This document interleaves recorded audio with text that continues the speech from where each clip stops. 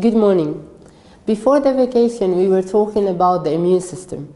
We've talked about the non-specific immunity that we have and the specific immunity. First, before we go to the specific immunity, I believe we need to do some revision of the non-specific immunity that we've talked about. First, we have skin barrier, we have dead cells, and the oils around on your skin that prevents any pathogen from entering inside your body. We have also the chemical barriers we've talked about. We have tears inside your eyes that prevents any pathogen from sticking inside. We have also saliva inside your mouth. So the saliva inside your mouth, it contains lactic enzymes that will break down any pathogen before it gets into your digestive system. And we have inside the nasal activity, we have nasal mucus that prevent the pathogen or any pathogen from sticking to your epithelia or your interior skin or epithelia, or from entering to the oral activity. Phagocytosis, and we've talked about this before. We have one type of the white blood cells, we call them phagocytes. Phagocytes are cells that can eat or that can internalize any pathogen and break it down inside.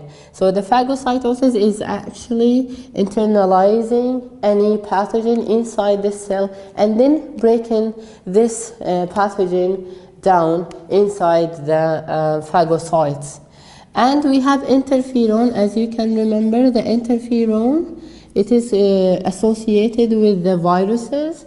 We've talked about any cell that is infected by a virus can produce this protein. So it is a protein that is produced by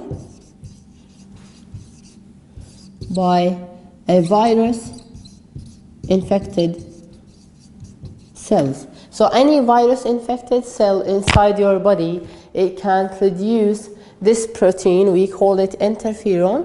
This protein can talk or stimulate the surrounding cells.